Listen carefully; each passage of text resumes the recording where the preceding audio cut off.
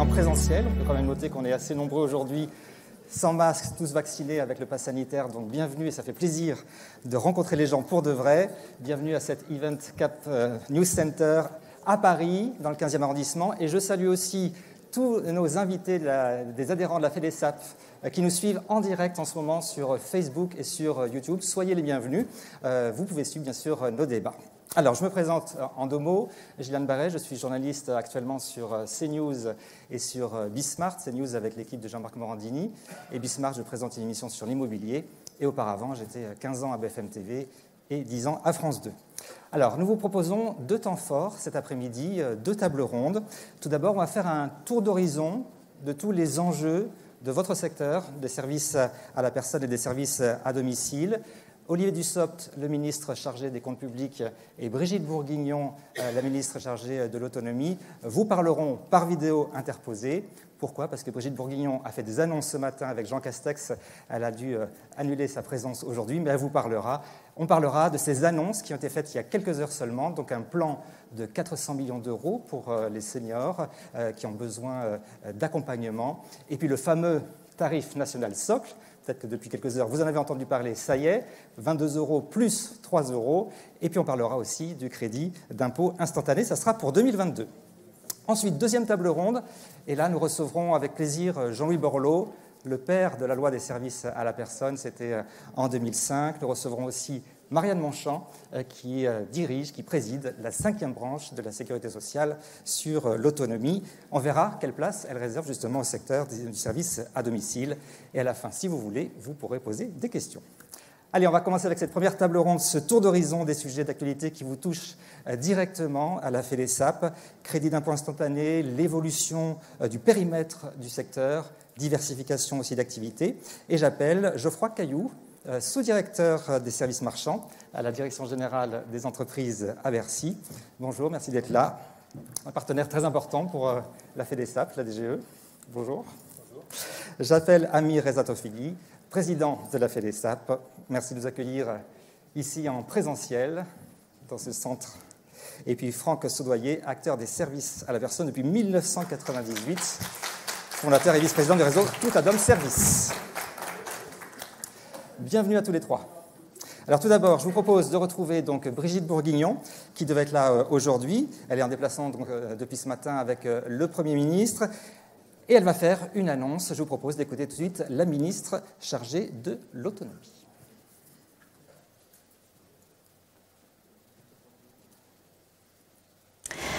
Mesdames, Messieurs, professionnels et représentants des structures de service à la personne, il était important pour moi de m'adresser à vous aujourd'hui, vous qui intervenez auprès de tant de personnes âgées en perte d'autonomie qui souhaitent rester à domicile. Je ne le dirai jamais assez, bravo et merci pour votre investissement auprès de nos concitoyens âgés en situation de handicap ou de perte d'autonomie.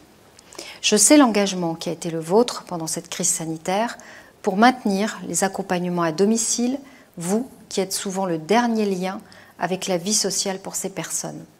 Cette crise qui a touché si durement ceux que vous accompagnez, nous ne pourrons la mettre durablement derrière nous qu'avec la vaccination. Nous pouvons nous féliciter que plus d'1 million de professionnels et plus de 5 millions de personnes de plus de 75 ans bénéficient d'une très forte couverture vaccinale. Vous pouvez être fiers des professionnels soumis à l'obligation vaccinale dans vos structures qui ont fait très largement le choix de se vacciner.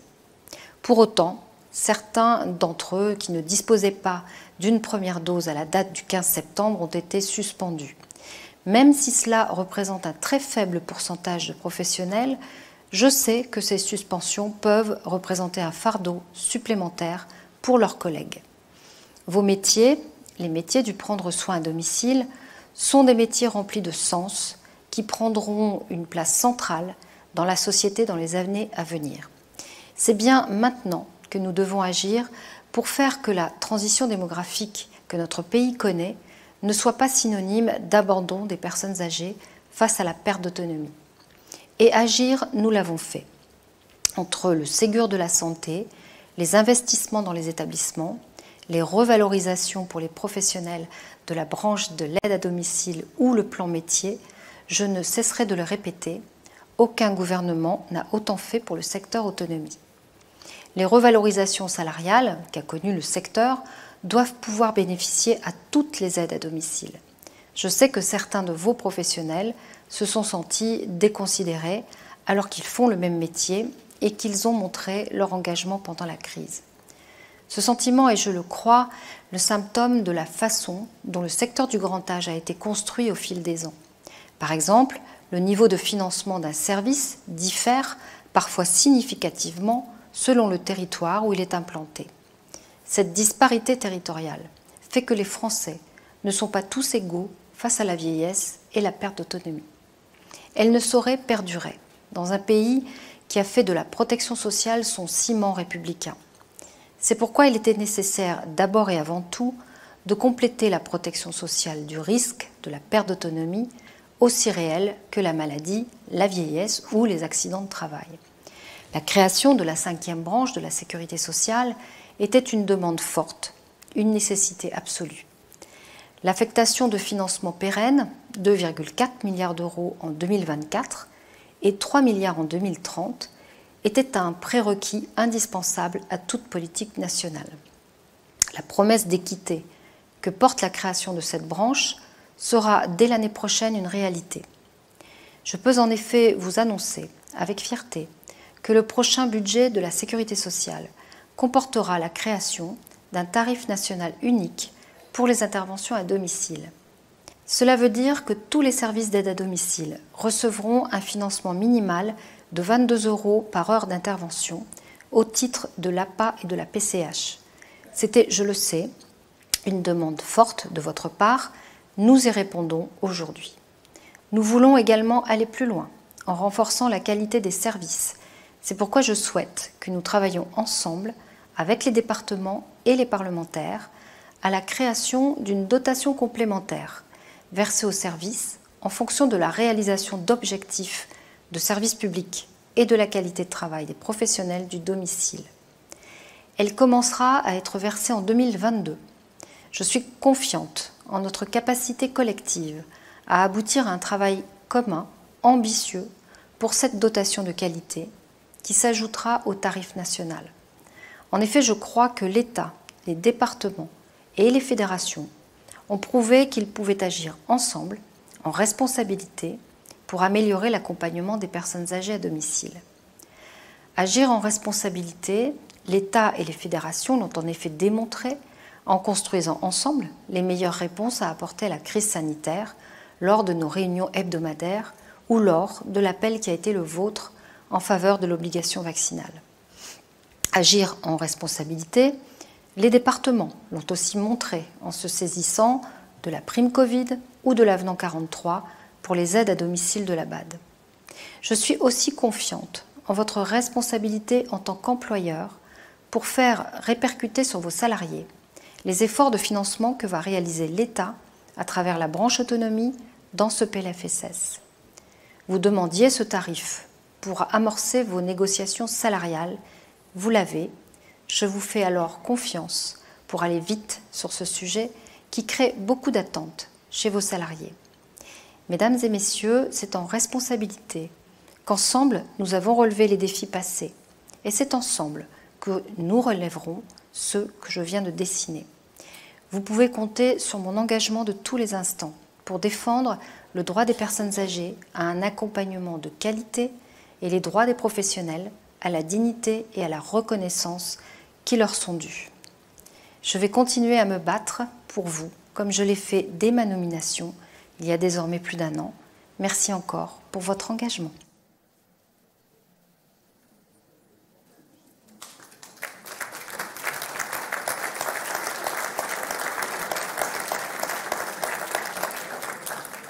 Merci Madame la Ministre donc, pour cette vidéo qu'on a enregistrée juste en tout début d'après-midi. C'est tout frais car il y a des annonces, vous l'avez entendu. Geoffroy Caillou, on va faire quelques explications de texte peut-être. Un tarif national socle à 22 € et ensuite la dotation qualité 3 €. Expliquez-nous le mécanisme. Alors, je pense qu'il faudra attendre demain, vendredi, la présentation du PLFSS pour voir tous les détails. Mais comme la ministre l'a indiqué, l'idée, c'était de répondre à l'observation qui a été faite depuis longtemps que les tarifs pratiqués souffraient d'une grande disparité sur le territoire. On sait bien que plusieurs chiffres avaient été avancés. Il y a évidemment une question de niveau, mais d'ores et déjà, avec ce tarif socle à 22 €, l'idée c'est de pouvoir apporter une visibilité aux acteurs et que justement on puisse assurer ce niveau minimal de rémunération pour les services dont on sait que, notamment du fait de la nécessité de monter en qualité, sont de plus en plus exigeants et n'étaient pas suffisamment couverts par certains des tarifs pratiqués dans les départements. La dotation complémentaire, elle permet d'aller plus loin. Et là encore, je pense qu'il faudra attendre de voir exactement ce qui est révélé demain dans la lettre du PLFSS. Ça peut être des services pour la nuit, le week-end. Voilà, tout à fait. Ça répond à des cahiers des charges assez spécifiques. Et là-dessus, l'idée sera évidemment de s'assurer que l'accès à cette dotation complémentaire est clair, que les critères sont également assez transparents et que, encore une fois, quel que soit le type d'acteur, et on pense évidemment notamment aux acteurs, qu'ils soient habilités ou non habilités, puissent avoir accès à cette dotation complémentaire. On ne pouvait pas faire 25 € direct? C'est 22 plus 3? Pourquoi faire simple? Oui, par exemple. Voilà. Non?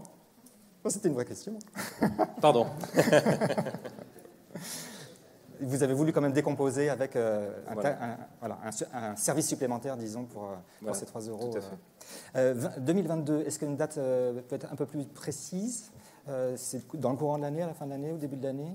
2022, alors là-dessus, je pense qu'il faut relire précisément l'intervention du Elle a dit Premier 2022. ministre. Alors la ministre, oui, mais elle n'est pas la seule à s'être exprimée aujourd'hui. Je crois que le Premier ministre l'a fait également par voie de presse.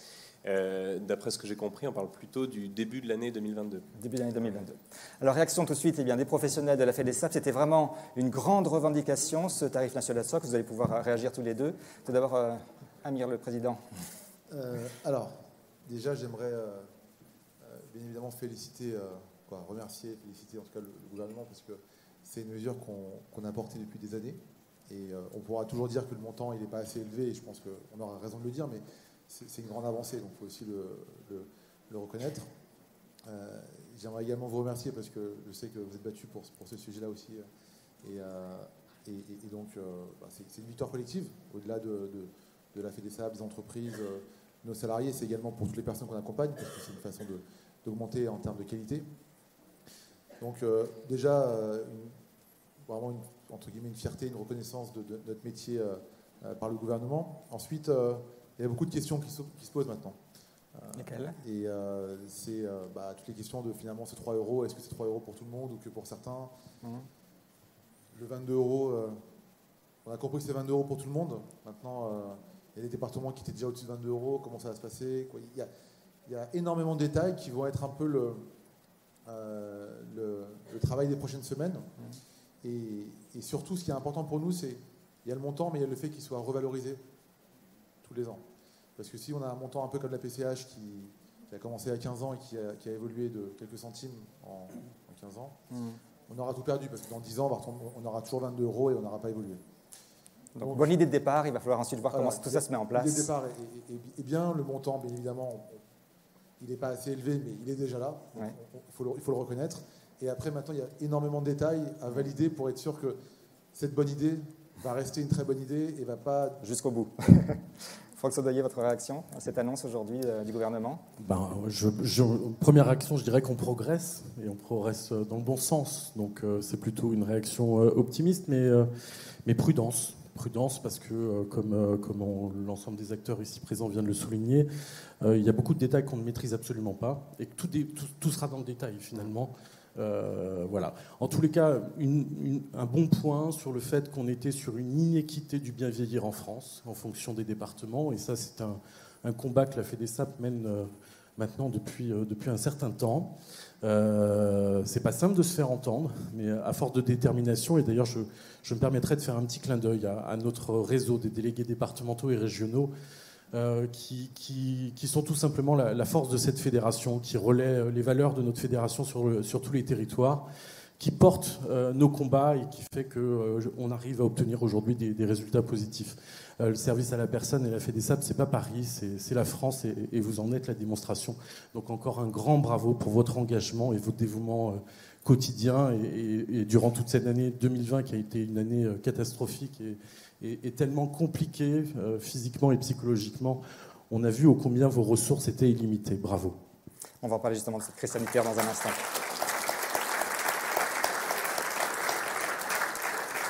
Juste un point de détail, Geoffroy Cailloux, sur le financement. Les 22 €, ça sera l'État, les 3 € les départements. Comment ça va s'organiser sur ce tarif national socle? Alors, là-dessus, je pense qu'on va rester sur un schéma qui est connu, qui est assez classique. Les 22 €, c'est simplement, encore une fois, s'assurer que sur le fond, sur le mode de financement, ça ne va pas changer, mais il va être harmonisé, on va dire, en termes de niveau sur l'ensemble du territoire. Et je pense que sur la dotation qualité, donc les 3 € supplémentaires, encore une fois, là-dessus, vous me permettrez d'attendre peut-être demain, alors désolé, on ne sera plus là, forcément, mais pour voir précisément, je ne sais pas si ça a été annoncé aujourd'hui. Le chiffre 3, pas encore officiellement. Alors, on va parler de cette crise sanitaire. Vous en avez abordé un mot. C'est vrai que tous les Français, et notamment les Français dépendants, votre secteur du service à domicile et du service à la personne a été très éprouvé par cette crise depuis le début de ce Covid. Le télétravail, la garde d'enfants, le bien-être à domicile, tout a évolué à la vitesse éclair. Le secteur doit donc s'adapter pour se réinventer. Geoffroy Cailloux, quel bilan vous dressez de cette période hors norme ? Période hors norme, évidemment, qui a mis sous tension énormément, et ça a déjà été dit, les professionnels du secteur. Nous, évidemment, à la Direction générale des entreprises et à Bercy, on a apporté une attention particulière au fonctionnement des structures, des entreprises. Ce qu'on a observé, c'est qu'au plus fort de la crise, il y a plus d'un tiers d'entre elles qui ont été contraintes d'arrêter totalement leur activité. On estime que plus des 2 tiers ont vu leur activité réduite de moitié. Donc voilà, évidemment, ça a touché certains services à la personne plus que d'autres, et on comprend bien en raison des contraintes sanitaires et de l'impossibilité de se rendre parfois au domicile.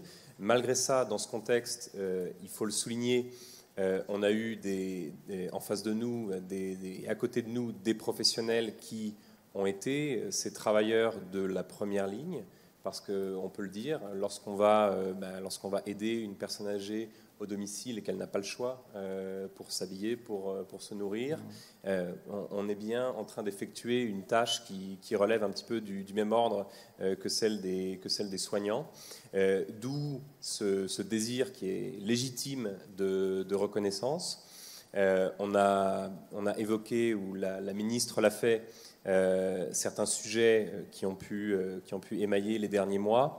L'épisode de la prime Covid, bien sûr, ça a été pensé comme un signal de reconnaissance à l'égard du secteur. On sait très bien que la mise en œuvre n'a pas été toujours parfaite ou, là encore, uniforme sur le territoire, mais on a vraiment essayé, notamment avec la FEDESAP, d'y travailler pour que ça se passe le mieux possible.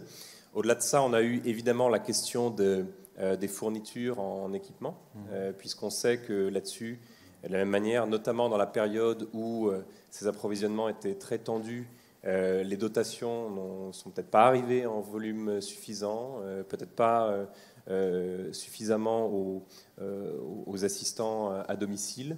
Donc là-dessus aussi, on a essayé de travailler pour mettre en place des circuits alternatifs d'approvisionnement le temps que les importations se rétablissent, pour que les professionnels puissent avoir accès à des stocks de masques. Évidemment, je passe sur les différentes aides auxquelles ont pu être éligibles les structures, au même titre qu'un certain nombre d'entreprises françaises durant la crise.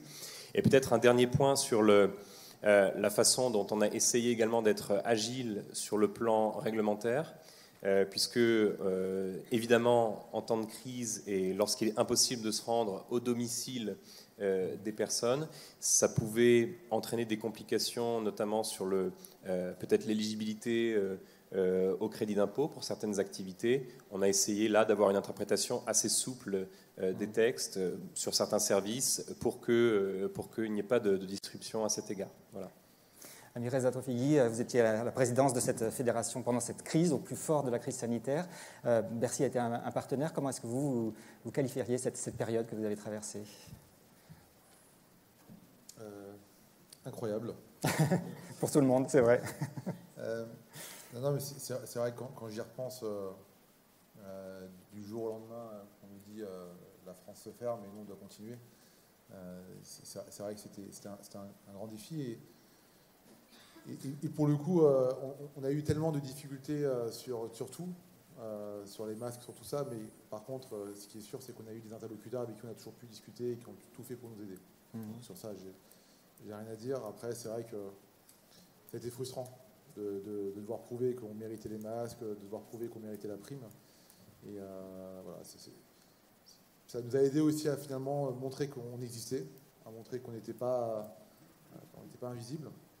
Et c'est ce que je retiens, au-delà de toute l'aide qu'on a eue, parce que, encore une fois, heureusement qu'on avait tous les relais à chaque fois pour porter nos combats et pour qu'on soit entendu.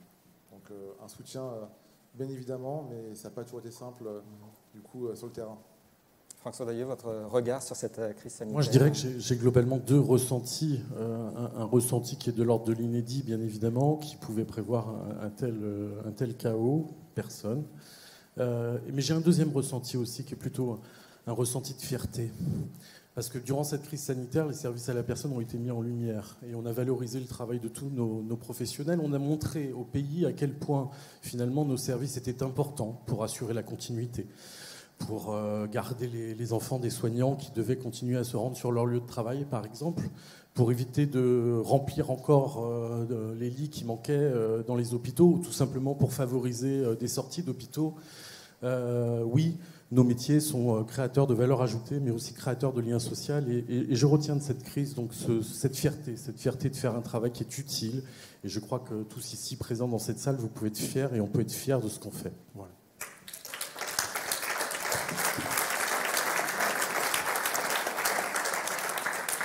Alors, si on parlait de ce fameux monde d'après, c'était l'expression qu'on a beaucoup utilisée ces derniers mois. Il y a eu beaucoup de réflexions pendant cette crise sanitaire. Le périmètre du secteur des services à la personne qui a beaucoup évolué lui-même, le portage de repas, c'est vrai que l'activité est principalement à l'extérieur, l'évolution des besoins des gardes d'enfants, payés certaines fois par des employeurs. Donc là, on est dans du B2B.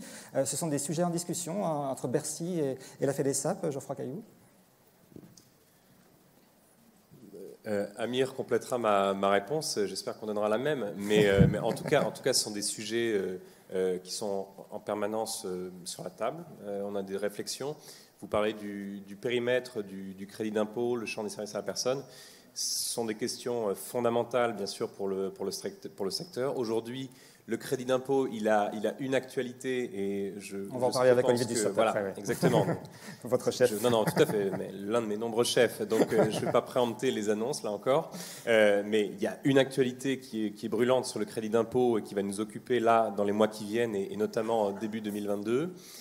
Donc l'idée n'est pas forcément de mener tous les chantiers en même temps, mais il y a eu effectivement en fin d'année dernière, le 30 novembre 2020, une décision du Conseil d'État qui a fait date sur une saisine en contentieux qui a un petit peu apporté un éclairage différent sur ou un peu innovant sur cette notion de qu'entend-on par des services réalisés au domicile, qui est vraiment à la base de l'architecture du crédit d'impôt et de l'article 199 sexesies du CGI.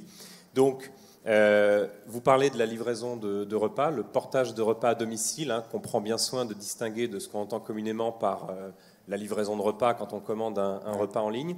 Ce service de portage de repas à domicile qui est souvent bien plus qu'une simple livraison, justement, Absolument. Parce que derrière, il y a tout le soin qu'on apporte à la personne, à l'équilibre de ses repas, etc. C'est une vraie question légitime. Aujourd'hui, elle est, je ne sais pas à quel point on va rentrer dans la technique, mais elle est éligible au crédit d'impôt lorsqu'elle est groupée dans une offre globale. Voilà. Est-ce qu'elle a vocation à le demeurer ? Il y a d'autres services, en revanche, qui étaient considérés sans équivoque comme rentrant dans le périmètre du crédit d'impôt, sur lesquels le Conseil d'État a émis quelques réserves. Donc pour lui, il y a des choses qui rentrent, des choses qui sortent. Tout ça, encore une fois, sont des questions très structurantes sur la nature même du crédit d'impôt. Il n'est pas question, comme le ministre des comptes publics l'avait exprimé très clairement, de modifier quoi que ce soit là-dessus. L'idée, c'est vraiment de préserver ce périmètre du CISAP, et il sera temps, le moment venu, d'avoir cette réflexion plus profonde sur son périmètre. Alors justement, réflexion effectivement plus profonde, parce que les services à domicile, on voit qu'il y a beaucoup de choses qui se font à l'extérieur. Comment est-ce que vous qualifieriez l'évolution de votre secteur, de votre activité? C'est plus forcément le domicile, Monsieur le Président? Oui, c'est à vous. J'avais pas compris. Oui, alors c'est vrai que moi, dans mon entreprise, on a une philosophie, donc on dit souvent que pour bien vivre à domicile, il faut sortir. Et donc on propose de nombreuses activités extérieures. Alors nous, c'est beaucoup pour des personnes en situation de handicap. Donc c'est particulier du coup, parce que justement, c'est des personnes qu'on essaie d'aider à sortir et à faire des activités. Et oui, je suis entièrement d'accord. C'est vrai qu'aujourd'hui, le cadre du service à domicile, c'est pas juste, en l'occurrence, le domicile propre au sein de la maison, quoi. Et on parle beaucoup d'innovation. Et l'innovation chez nous dans les services, c'est justement réussir à fournir ces services autres que juste être dans la maison, mais permettre à la personne, en dehors de la maison, de s'épanouir. On voit aussi qu'il y a une évolution des besoins et des pratiques. Ces gardes d'enfants qui ont été payés par certains employeurs pendant la crise Covid et qui pourraient perdurer. Ça, c'est une nouveauté aussi pour votre secteur? En tous les cas, je pense que ça répond à un besoin de la société d'aujourd'hui. Et à partir du moment où notre proposition répond à un besoin de la société, je pense qu'on a la réponse dans la question. Voilà, oui, on est sur une société qui évolue, et je pense que cette crise a été un accélérateur des évolutions. On parlait à l'instant de la notion de domicile. Le domicile tel que l'on connaissait ou qu'on le pratiquait il y a ne serait-ce que 30 ou 40 ans en arrière, et c'est pas si vieux que ça, c'était juste le lieu où finalement on se retrouvait en famille et où on dormait et on repartait. Aujourd'hui, le domicile, c'est aussi devenu un lieu de télétravail. C'est un lieu où on peut produire de l'activité économique. Internet a favorisé ces échanges aussi et a permis au domicile de s'élargir et de s'ouvrir sur le monde, tout simplement, sur lequel on évolue. Donc oui, je crois que ces questions de réglementation, parce que c'est de définition de champ et de réglementation, sont des vraies réflexions en tous les cas à mener, au même titre qu'on a un autre sujet qui est l'activité exclusive de service à la personne.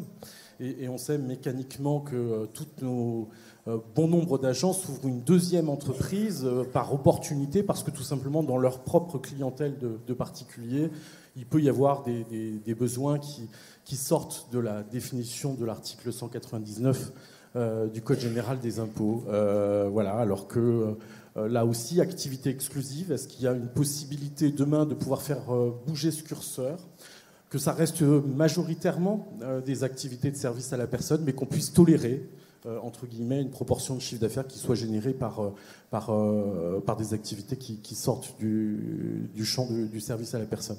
Ça nous permet de répondre aux besoins de la population, ça va dans le sens de la simplification.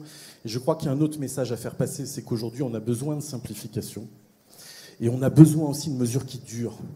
Parce que les changements, je peux vous assurer, c'est épuisant. Voilà. Donc on a besoin d'un cadre qui soit stable et qui nous permette, nous, de faire notre boulot de chef d'entreprise, de pouvoir avoir cette vision, cette stratégie qu'on va pouvoir mener, non pas au mois le mois, mais au moins un minima sur 3 ans. En règle générale, quand on devient chef d'entreprise, on se dit qu'il faut avoir une vision à 3 ans, à 5 ans et être en capacité de se projeter. Dans notre secteur d'activité, ça a toujours été compliqué et ça fait déjà un moment que j'y suis. Et j'ai envie de dire que ça l'est toujours, quoi. Voilà. Donc ça, c'est vraiment un champ sur lequel il va falloir progresser.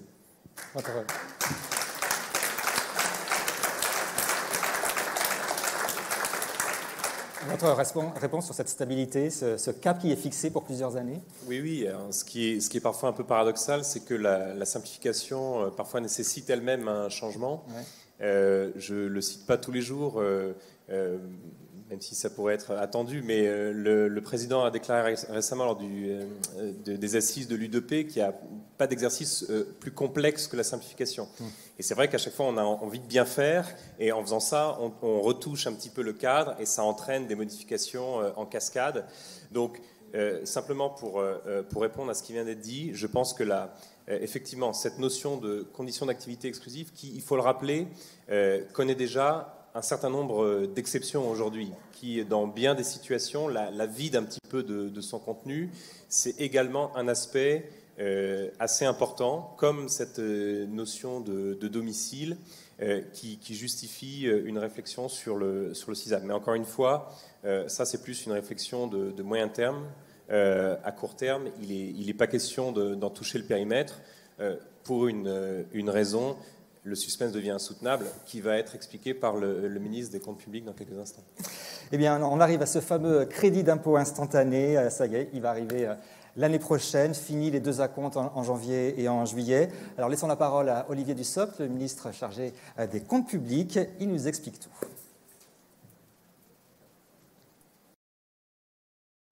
Mesdames et messieurs, je suis très heureux d'intervenir lors de l'Assemblée générale de la FEDESAP, même si j'aurais davantage apprécié pouvoir m'y rendre en personne et m'adresser à vous de vive voix. Je souhaite en premier lieu vous remercier pour votre engagement au service de tous nos concitoyens. Cet engagement s'est révélé d'autant plus nécessaire au sortir, mais aussi pendant une crise sanitaire qui a d'abord frappé nos concitoyens les plus fragiles. Cette crise a rappelé le rôle central des structures d'aide à domicile dans l'accompagnement des personnes en perte d'autonomie, dans l'accompagnement des personnes isolées.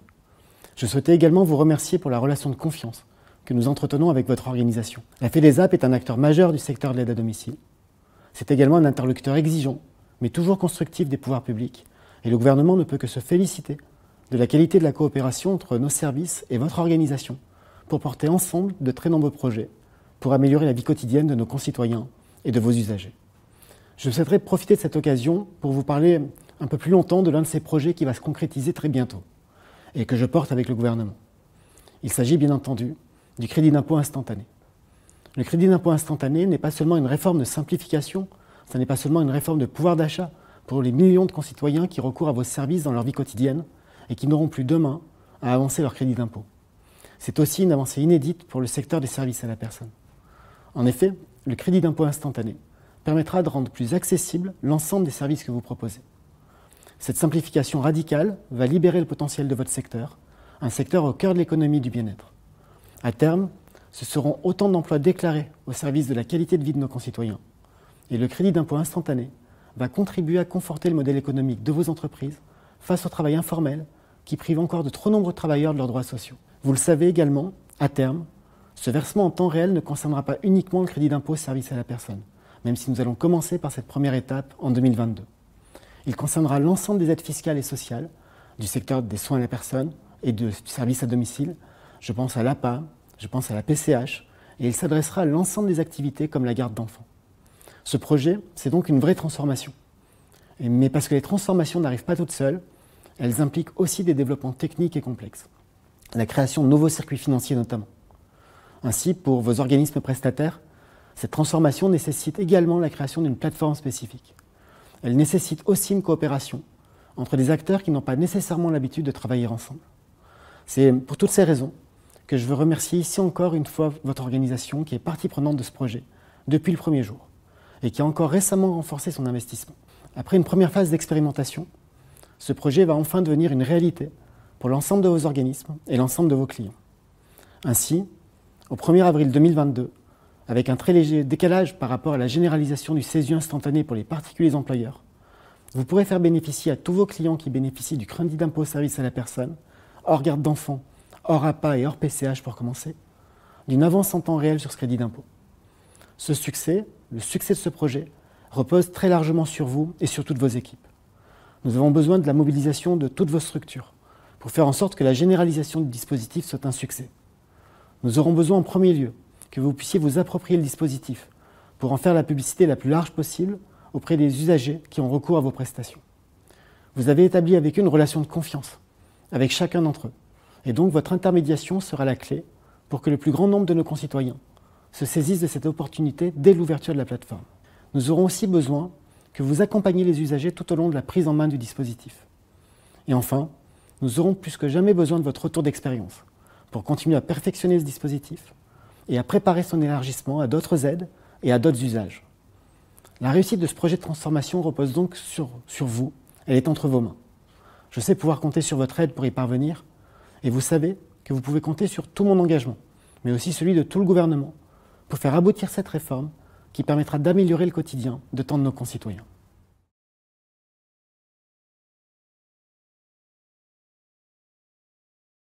Voilà donc pour cette annonce d'Olivier Dussopt, Geoffroy Cailloux. Donc on résume, crédit d'impôt, ce sera finalement au 1er avril 2022 que ça va commencer pour l'instantanéité? Tout à fait, pour les OSP, un tout petit peu plus tôt pour les particuliers employeurs, et en commençant par les services de vie quotidienne, un petit peu plus tard pour garde d'enfants et APA-PCH. Donc on explique clairement, une facture de 50 € pour le ménage, ça devient 25 € tout de suite? Tout de suite, au lieu d'attendre 1 an et demi pour obtenir ce crédit d'impôt. Alors pour l'APA, pour la PCH et la garde d'enfants, c'est décalé aussi? Ça sera quand? J'ai pas entendu de calendrier exact, mais ce sera plus tard. Plus tard oui. En 2022 ou après les élections? J'ai pas entendu de calendrier exact. Vous savez pas? Mais vous restez sur... Je voulais savoir, hein, après les élections, a priori après les élections. Après les élections? Ah, donc c'est très important. 1er avril 2022, oui. pour les services de vie quotidienne, il n'y a pas énormément de temps. C'est clair. L'élection présidentielle étant fin avril pour le 2e tour. Vos réactions à la FEDESAP, justement, c'était très attendu, ce crédit d'impôt instantané. Ça va changer beaucoup pour vous? Alors oui, très attendu. Si je devais être un peu critique, le système a vraiment été construit autour du particulier employeur. Et c'est comme si finalement, quand on est arrivé au milieu, on nous a dit « Ah, vous existez ?» Bon, on va essayer de vous greffer dedans, et donc ça a été un peu compliqué. Et on a été en plus face à une contradiction, c'est-à-dire qu'au final, on met d'abord les particuliers employeurs et donc on met une distorsion de concurrence. Par contre, si on prend la garde d'enfants, on exclut la garde d'enfants de plus de 6 ans pour ne pas faire une distorsion de concurrence par rapport au particulier employeur, qui ne l'aura pas déjà. Donc on voit vraiment que le système a été vraiment créé autour du particulier employeur, et c'est un peu le... Voilà, s'il faut garder un peu une petite déception par rapport à ça, c'est qu'on a un peu été oublié sur le sujet et qu'on arrive à la fin et que voilà, du coup c'est décalé pour nous.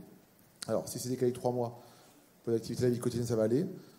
Pour le reste, si c'est décalé de on ne sait pas combien de temps, là ça peut devenir vraiment dommage parce que voilà, ce sera finalement ça fera effet que sur la moitié de l'activité. Donc bien évidemment une très belle mesure parce qu'elle est défendue depuis longtemps. Il faudrait aller jusqu'au bout de la mesure. Typiquement, pour la garde d'enfants de plus de 6 ans, il n'y a aucune raison qu'elle ne soit pas dès maintenant dans le dispositif. Donc là c'est qu'une décision politique, ce n'est pas une décision technique.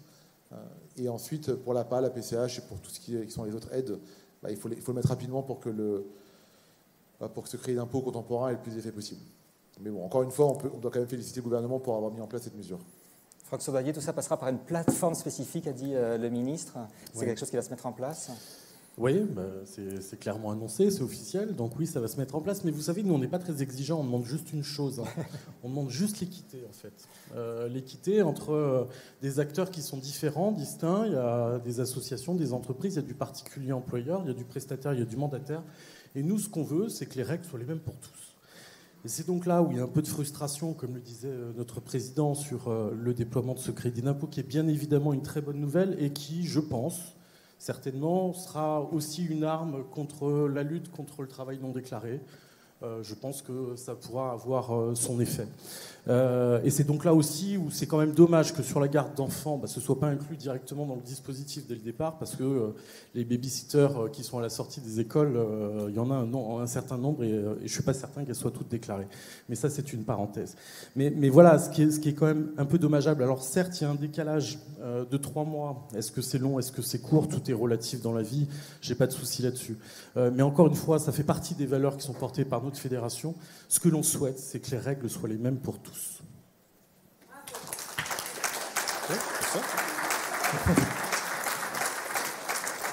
La réponse de Bercy. La réponse de Bercy, si vous voulez. C'est un plaisir de travailler avec la FEDESAP parce que ce sont des partenaires exigeants. C'est un bon départ. Ce sont des partenaires exigeants, perfectionnistes, qui nous poussent nous-mêmes à nous dépasser dans ce qu'on leur propose. Donc on l'a vu sur le tarif socle. Ici aussi, j'entends la petite frustration. Je voulais simplement réagir à ce qu'a dit Amir notamment, quand même, pour clarifier le fait que on sait que les prestataires existent et heureusement. Et donc, je pense que le petit décalage de calendrier qu'évoquait le ministre n'est pas imputable au fait qu'on ait découvert votre existence un petit peu en fin de parcours. Il faut quand même, pour replacer un peu les ordres de grandeur, réaliser que le crédit d'impôt service à la personne, c'est, en fonction des années, c'est entre 5 et 6 milliards d'euros. Qu'il y a derrière, honnêtement, toute une machine, et je le dis avec d'autant plus de confort que ce n'est pas directement mes services qui vont être chargés du pilotage technique de la réforme, mais plutôt ceux de l'ACOS et de la DSS. Mais il y a un vrai travail technique assez complexe derrière, d'où cette nécessité en fait de progresser un petit peu par étage, dans un souci d'équité et de minimiser la distorsion concurrentielle, et aussi parce que l'APA et la PCH ont leurs propres contraintes techniques.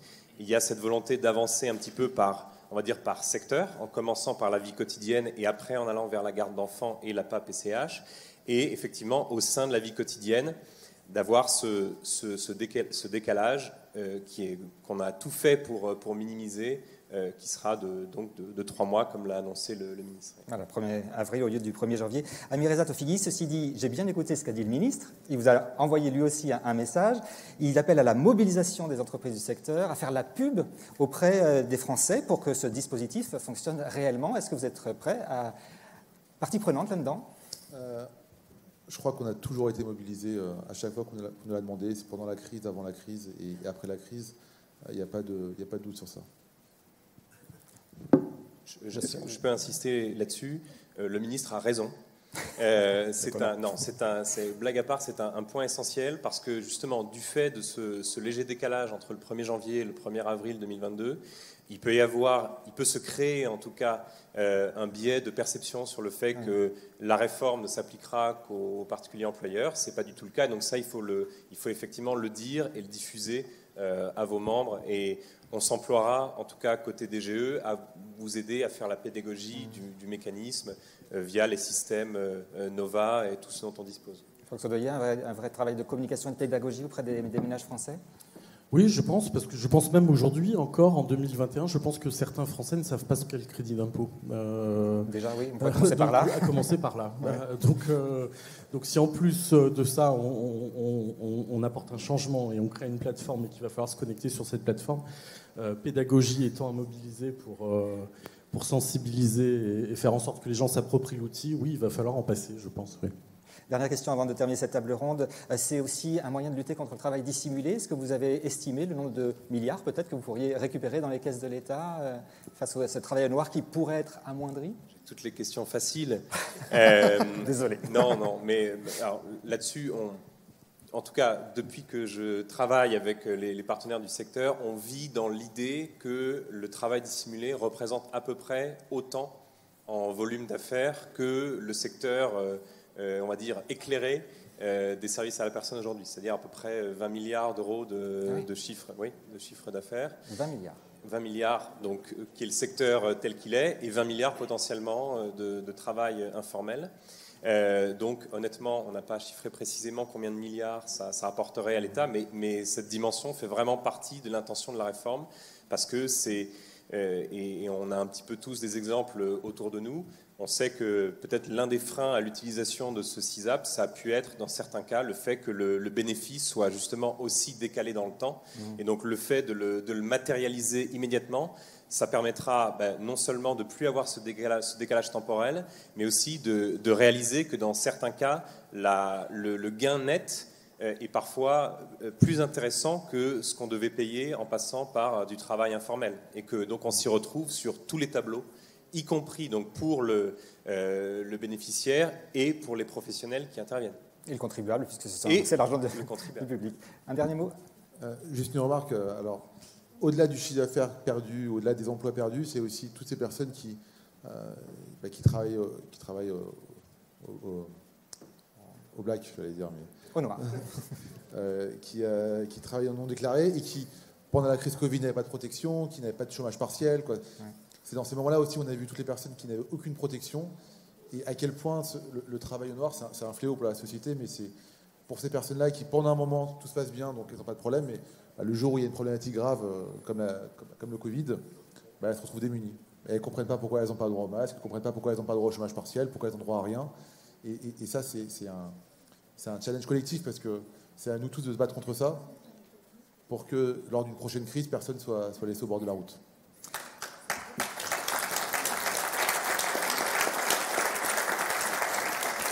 Eh bien, merci à Mireza Touafighi, Franck Saudoyer, merci Geoffroy Caillou, désolé pour les questions difficiles. Merci beaucoup pour cette première table ronde.